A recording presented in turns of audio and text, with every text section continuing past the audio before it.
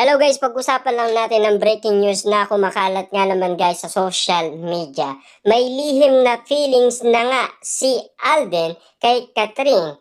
Totohanan talaga. Grabe nga naman kasi guys dahil ang mga inala ng mga netizens at mga Catden fans ay patunay lang ang mga pinakita ni na Alden Richard at Catherine Bernardo. Sa bawat titig kasi guys ni Alden Richard ay spotted daw siyang may pagtingin na kay Catherine Bernardo.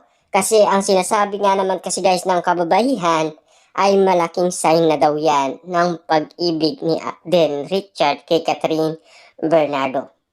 Yan kasi guys ang usap-usapan noong sila ay meron pang promotion. Dahil ika nga ng iba, titig pa lang ni Alden Richard ay maniniwala na daw sila na talagang meron na siyang nararamdaman umano kay Catherine Bernardo.